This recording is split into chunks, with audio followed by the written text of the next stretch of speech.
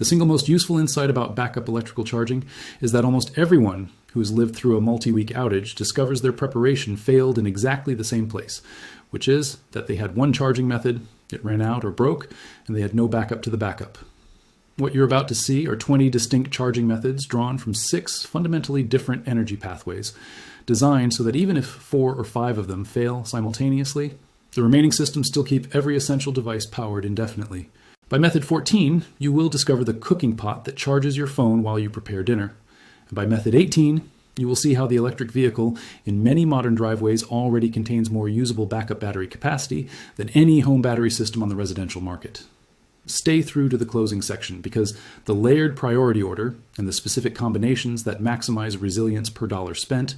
are what turn a list of products into an actual working strategy. Right now, in June 2026, with the North American Electric Reliability Corporation rating summer grid reliability as below normal in multiple regions, with the Middle East fuel supply situation continuing to apply pressure on every grid-connected fossil generator, and with the rapid growth in electric vehicle adoption changing what is possible at the residential level, the gap between minimum preparation and meaningful resilience has never been more clearly defined. The fundamental principle of backup charging design is energy pathway diversity, which means that the household has the capability to convert at minimum 3 different energy sources into usable electricity,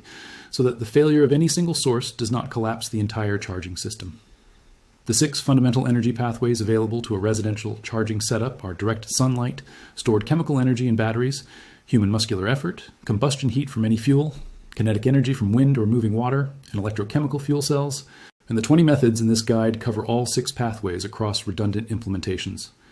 The first method is what we've been discussing already in this channel for some time, which is the foldable solar panel, specifically in the 200 to 400 watt range, which is the panel size that provides genuine working solar capability to charge a portable power station from full discharge in a single sunny day. A quality 400 watt foldable solar panel from EcoFlow, Anker, Jackery, or Big Blue costs between $500 and $1,200 and folds to a manageable suitcase format when not deployed, with the panel surface oriented to face the sun directly using the built-in adjustable stand. The foldable design uses high-efficiency monocrystalline cells laminated to a flexible backing, with the entire panel weighing between 10 and 20 kilograms depending on the model, which is light enough for one adult to deploy and reposition without assistance throughout the day as the sun moves. Under good summer conditions, a 400-watt foldable panel produces between 2,000 and 3,000 watt-hours of energy per day, which is enough to fully recharge a mid-sized portable power station and continue powering moderate loads beyond that. The second method is the rigid mountable solar panel, specifically in the residential 100 to 400 watt range from manufacturers including Renogy, Rich Solar, Nupawa, and Trina Solar, costing approximately $50 to $120 per 100 watts. The rigid panel is the right choice for any permanent installation, including on a roof, on a ground mount, or on a fixed pole, because the cost per watt is roughly half the foldable equivalent, and the durability is significantly higher, with a typical lifetime of 25 to 30 years. A 2,000-watt array of 5 400-watt rigid panels costs approximately $1,000 to $2,000 for the panels alone, with the mounting structure adding another $300 to $800, depending on whether the panels are mounted on a roof or ground frame. The orientation for maximum annual production in the continental United States is south-facing at a tilt angle approximately equal to the local latitude, which, for most of the country, places the panel at 25 to 50 degrees from horizontal. The third method is the small portable solar panel in the 10 to 30 watt range, designed for direct USB charging of phones, tablets, headlamps, and other small electronics without any intermediate battery storage. A small folding solar panel from Anker, Goal Zero, Big Blue, or similar manufacturers costs between $20 and $150 and provides between 5 and 20 watts of USB charging output during direct sun exposure, sufficient to fully charge a typical smartphone in 2 to 4 hours. The compact format makes this panel suitable for backpacks, vehicle dashboards, balconies, and any location where a larger panel would be impractical, providing the smallest unit of solar charging capability available. A 20-watt panel produces between 60 and 100 watt-hours of energy over a full sunny day, which is enough to charge 2 or 3 smartphones from completely flat or to top up multiple devices throughout the day. The fourth method is the window-mounted solar panel, the suction cup attached panel designed specifically for apartment renters and households where roof installation is not possible. A window-mounted solar panel of 50 to 100 watt capacity costs between $150 and $400 and attaches to the inside or outside of any south-facing window through industrial-strength suction cups rated for sustained outdoor exposure. The window panel is the practical solar option for renters, condominium owners, and households in homeowner association communities that restrict roof-mounted panels, providing meaningful solar capability without any landlord approval or installation modification. The fifth method is the solar-charged power bank, the portable USB battery with an integrated solar panel that combines storage and generation in a single unit. A solar power bank from Big Blue, Anker, or comparable manufacturers costs between $30 and $150 and combines a 20,000 to 30,000 milliampere-hour lithium battery with a 5 to 10 watt solar panel folded on the outside of the case. The realistic charging time from solar alone is approximately 3 to 5 days of direct sun exposure to fully charge a depleted internal battery, which makes the solar function more of a top-up capability than a primary charging method. But the integrated unit provides the convenience of stored power plus solar in a single device. The sixth method is the large portable power station, the lithium iron phosphate battery box of 3,000 to 10,000 watt-hours of capacity that serves as the central backup battery for the household. A large unit including the EcoFlow Delta Pro Ultra at 6,000 watt-hours, the Anker Solix F3800 at 3,840 watt-hours, and the Bluetti AC500 with B300 batteries at 5,120 watt-hours, costs between $3,000 and $7,000 per kit, and provides the largest single battery capacity available in a portable format. The large power station handles essentially every household electrical load, including refrigeration, well pumps, microwave ovens, induction cooktops, and even short bursts of air conditioning, with continuous output ratings between 3,000 and 6,000 watts. The 240-volt output capability available on several premium models, including the EcoFlow Delta Pro Ultra, means the unit can power even the largest household appliances and can perform low amperage level 2 electric vehicle charging when paired with an appropriate cable. The seventh method is the mid-size portable power station, the lithium iron phosphate unit between 1,000 and 2,000 watt-hours of capacity, with continuous output between 1,500 and 3,000 watts. The mid-size category is the practical workhorse of portable charging, with units from EcoFlow Delta 2 Max, Anker Solix, C1000, Jackery 2000 Plus, and Bluetti AC200 Max, representing strong choices at prices between $1,000 and $2,500. A mid-size power station runs a full-size refrigerator continuously for between 12 and 24 hours, powers a window air conditioner intermittently through hot days, runs essential household lighting indefinitely on solar input, and supports significant medical equipment use, including CPAP machines for multiple nights. The recharging architecture of any quality power station accepts input from solar panels, from a standard wall outlet during normal grid operation, from a vehicle 12-volt outlet through an appropriate cable, and increasingly from gasoline or propane generators through high-speed AC charging. The eighth method is the USB power bank in the 20,000 to 50,000 milliampere hour range, the dedicated portable battery designed specifically for charging phones, tablets, laptops, and other USB devices. A quality power bank from Anker, RAV Power, INIU, or comparable manufacturers in this capacity range costs between $30 and $150 and provides between 5 and 15 full smartphone charges per full bank charge. The USB power bank is the simplest, lightest, and most affordable form of dedicated portable charging, and every household preparedness kit should include at minimum one large power bank per person, kept at full charge, and rotated through use to maintain freshness. The lithium polymer or lithium-ion chemistry in modern power banks loses approximately 1 to 2% of capacity per month when stored at full charge in moderate temperatures, which means the realistic shelf life of a fully charged power bank in storage is approximately 6 to 12 months before requiring a top-up charge. The ninth method is the lithium primary cell USB charger, the small device that accepts standard AA or AAA lithium iron disulfide batteries and uses them to provide USB charging output for emergency phone charging. A lithium primary AA-powered charger costs between $15 and $40 and provides enough output from 4 AA cells to fully charge a typical smartphone, with the AA cells themselves having a 20-year shelf life when stored in original packaging. This is the longest possible shelf life of any charging method on this list, because the lithium iron disulfide chemistry stores essentially indefinitely in original sealed packaging without any need for periodic charging or maintenance. A household maintaining a small stock of 12 to 24 lithium primary AA cells in original packaging effectively has a 20-year backup charging reserve that does not deteriorate, does not leak, and does not require any management beyond simple storage. The 10th method is the stationary bicycle generator, a home-built or commercial device that converts pedaling effort into electrical output through a permanent magnet alternator or modified hub motor. A commercial bicycle generator from Pedal Power, Resource Energy, or similar manufacturers costs between $300 and $1,500 and produces between 100 and 400 watts of electrical output during sustained pedaling effort. The self-built bicycle generator using a stationary bike trainer frame, a salvaged car alternator, and a basic regulator and battery charge controller costs between $100 and $300 in materials and produces output comparable to entry-level commercial units. The realistic energy output from a person pedaling at sustainable effort is approximately 100 watts, continuous for 30 to 60 minutes, which is 50 to 100 watt-hours of energy per session, enough to fully charge a smartphone several times or to provide several hours of LED lighting. The bicycle generator also provides exercise benefits during a sedentary outage period when normal outdoor activities may be restricted, making this one of the few preparedness devices that delivers genuine secondary health value beyond the primary preparedness function. The 11th method is the hand crank generator, the compact portable device with a folding hand crank that converts rotational human effort into electrical output for direct USB charging of small devices. A quality hand crank generator from KTOR Powerbox, Goal Zero, or similar manufacturers,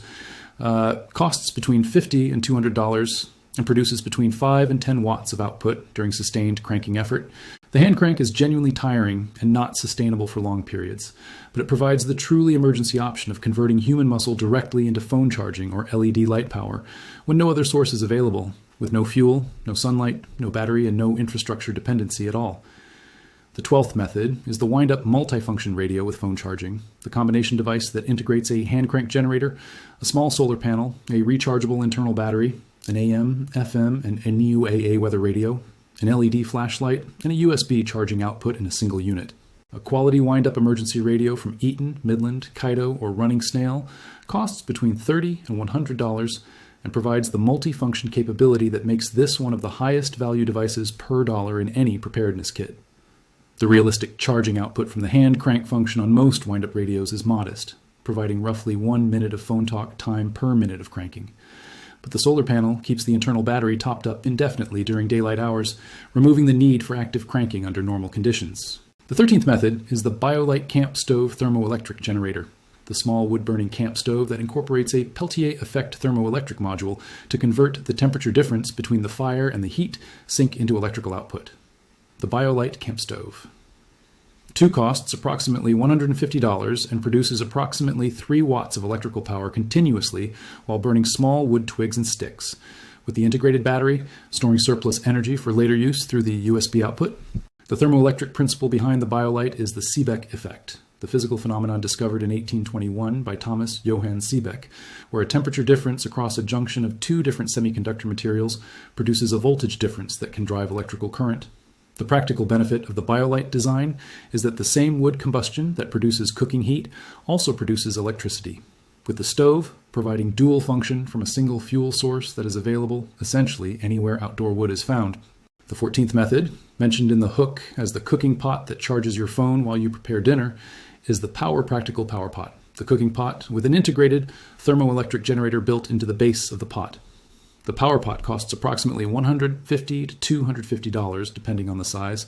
and produces between 5 and 10 watts of USB charging output while heating water or food on any heat source, including a campfire, a propane stove, a butane stove, or a wood stove. The thermoelectric generator in the Power Pot base produces output as long as there is a temperature difference between the bottom of the pot and the water or food it contains,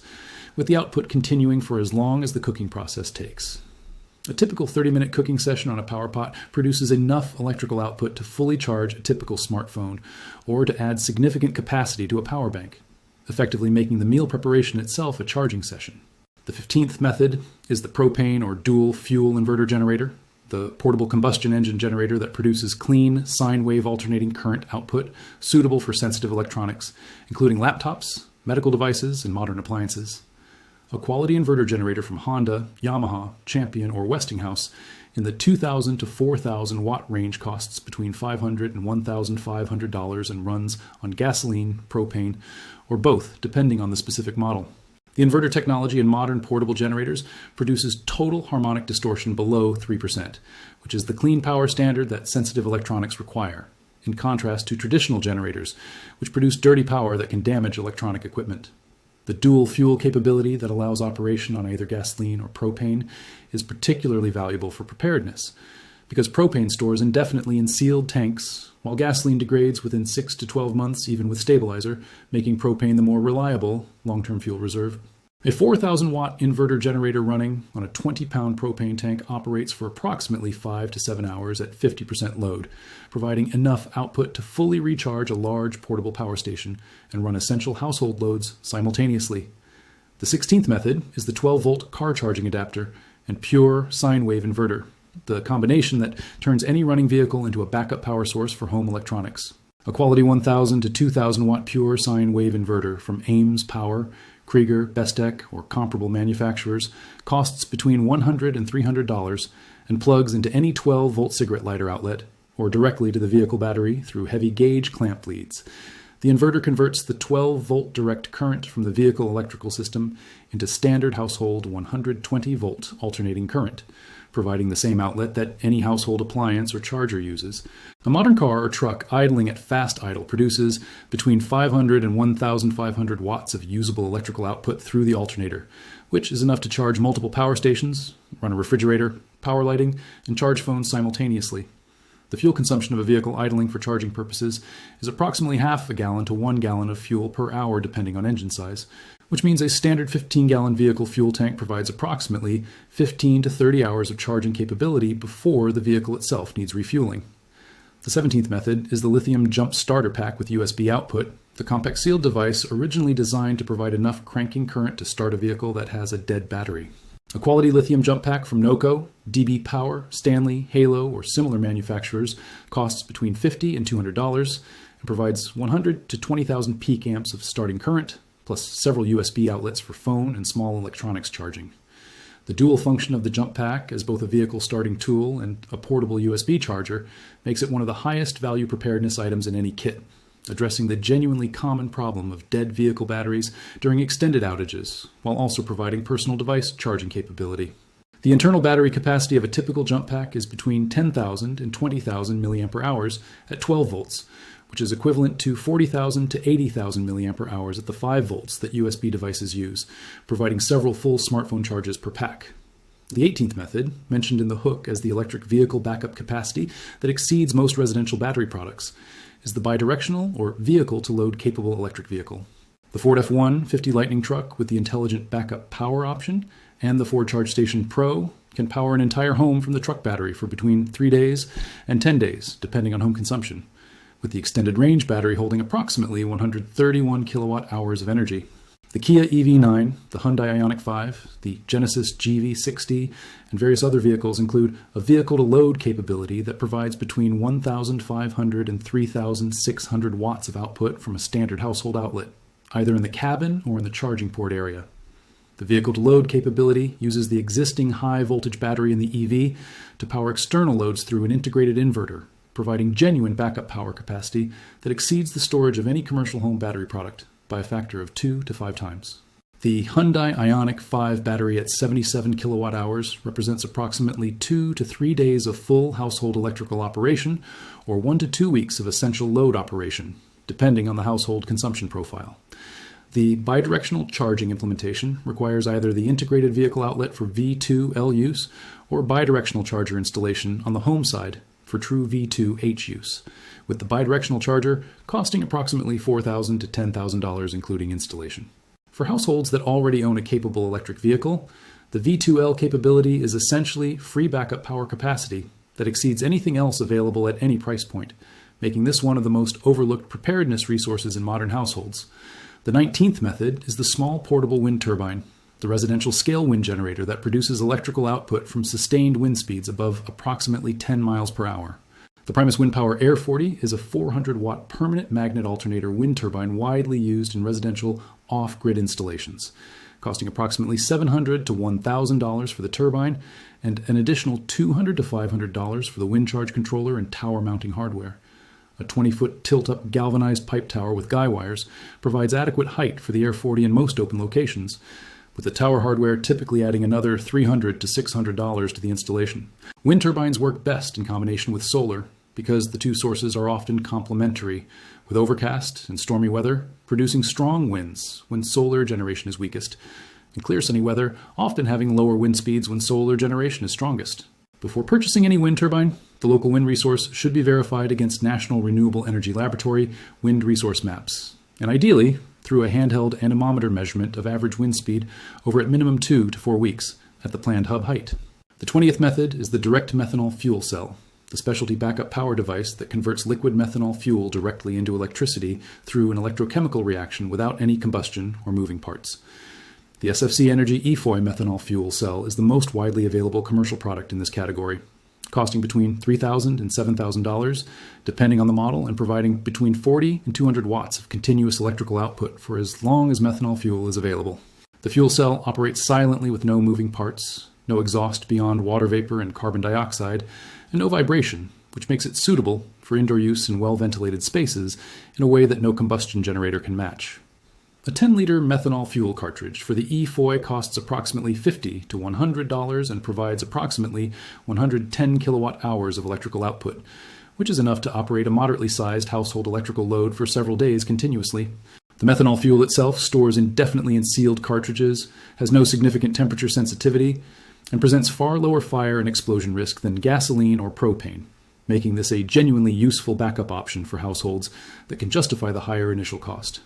The European recreational vehicle and marine markets have used direct methanol fuel cells extensively for over 20 years, with the technology proven and reliable in continuous operation, though the United States residential market has been slower to adopt this category. Now that you have seen all 20 backup charging methods, the strategy that produces the highest resilience per dollar spent is the layered approach that combines methods from different energy pathways into a single integrated system. The first acquisition layer for any household focuses on the immediate practical capability that addresses the most common short outage scenarios, which means acquiring one mid-sized portable power station, one 400-watt foldable solar panel, one large USB power bank per family member, and one lithium jump starter pack with USB output. This first layer total cost runs approximately $1,500 to $2,500 and provides multiple days of essential charging capability for any standard 1 to 3 day outage, which covers the vast majority of actual outage events in most regions. The second acquisition layer adds redundancy across different energy pathways, including a wind-up multifunction emergency radio for each household member, one BioLite camp stove or comparable thermoelectric generator, and a stock of lithium primary AA batteries with a small USB charger to use them. The second layer total cost runs approximately $200 to $400 and adds the human-powered combustion thermoelectric and long shelf life battery pathways that the first layer does not cover. The third acquisition layer extends the duration capability for longer outage scenarios,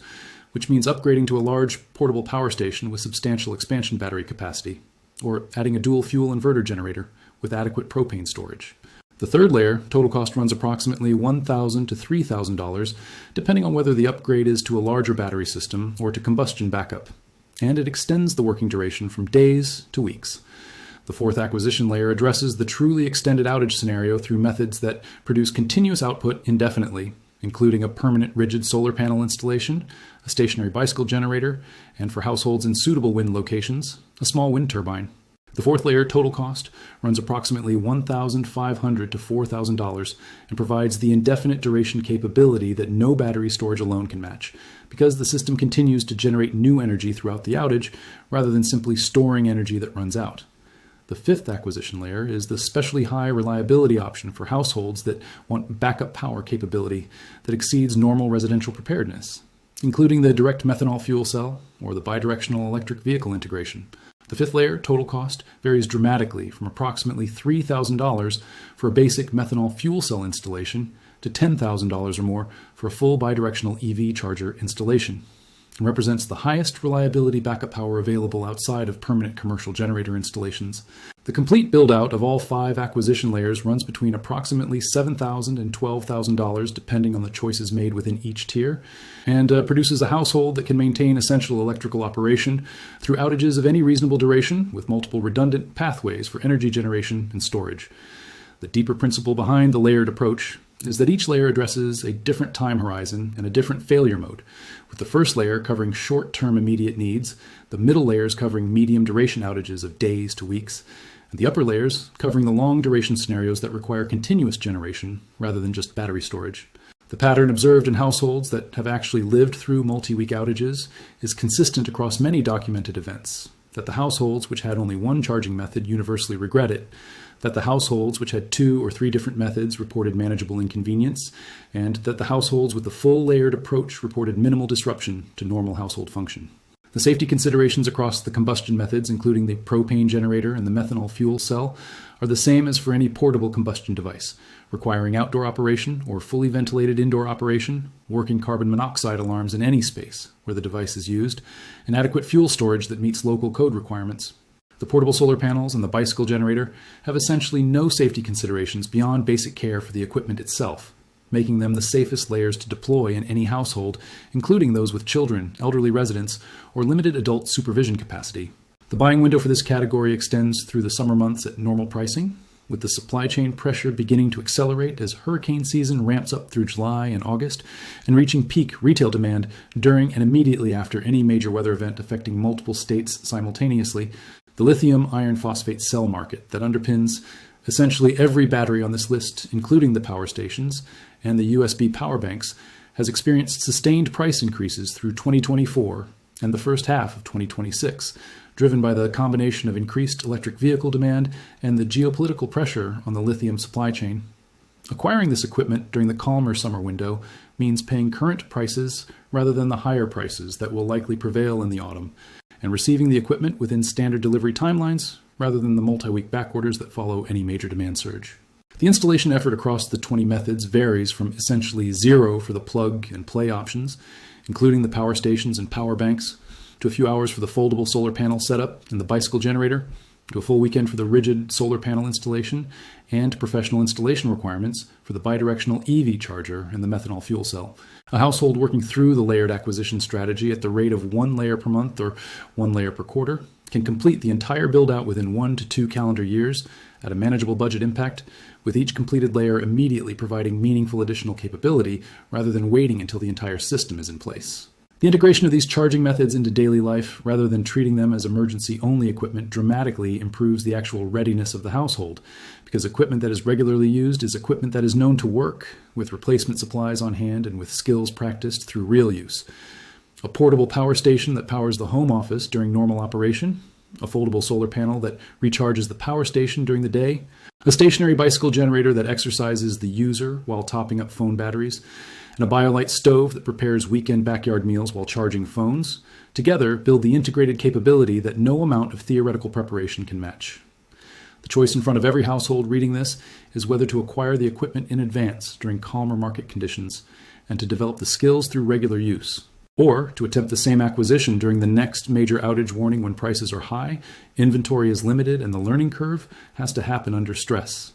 The equipment is available right now at current prices. The supply chain is functioning at normal speed. The installation can happen during pleasant summer weather, and the integration into daily routine has the entire warm season ahead to develop before the first autumn or winter outage threat arrives.